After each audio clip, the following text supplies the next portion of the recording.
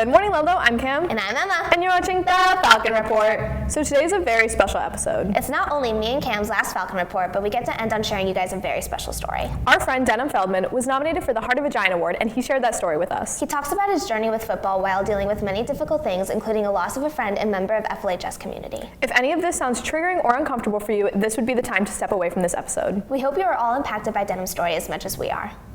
So, the Heart of the Giant Award, there were 5 categories that the award sat under, and the one that I selected, I can't really remember the others off the top of my head, but the one I selected was Will. I did Will just because of the things I'd been through in the past year, and coming back to football, I figured that Will was the thing that I demonstrated the most. The way I kind of described Will was persevering and being able to come back and keep in mind what I wanted to, because after, especially with the ACL tear, it was in the middle of the winter, so it was a hard time because it was dark and I was always just in my bed just sitting there, and it was hard because I started questioning all the things that I'd loved and that I'd wanted to do, and I was wondering if I should even come back to football after it. And the Will was definitely one of the things I had to keep reminding myself why I played and what I wanted to get out of it. And so I think Will was definitely one that I wanted to put down there over perseverance or anything like that, because it felt like I had the will to keep playing. And after the accident and everything, I definitely questioned why it happened to me. One thing I guess I'd learned, it was called survivor's guilt after, but that was one of the things that I definitely had. And I kind of stuck with that for a while. I felt like I didn't really deserve to have this second chance. And it kind of took a while for me to realize that I should make something good out of the second chance. So that was another motivating factor for me. Especially after everything had happened. Yeah.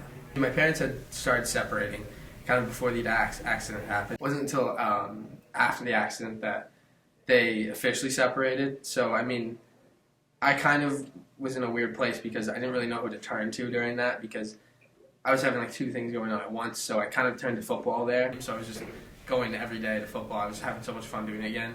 Then our first game, I tore my ACL. So it's just kind of it was probably one of the hardest things I'd been through. Not just the ACL tear, but it was more just the place I was in after that. Especially with the accident, everyone who's involved with it didn't really know where to go. And we all kind of slowly just started talking about things to each other. There'd be sad moments we talk about, and there'd be happy moments we talk about.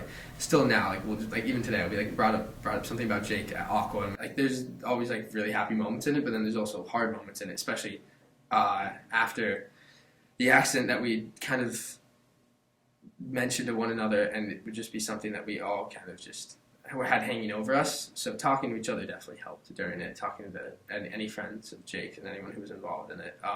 Especially going to my junior year was one of the harder years. I was kind of so overwhelmed with work and everything going on, I just didn't really know what to do. And that was one of the first times I realized that I could reach out to a teacher and talk to them about what was going on and be forthright about what my mental state was, and kind of talk to them and manage what to do with my work and things like that. So that was definitely one of my takeaways from it, that it's okay to be vulnerable in those situations. Never just take advantage of it, but to just be honest about what's going on, and everyone's always understanding of it.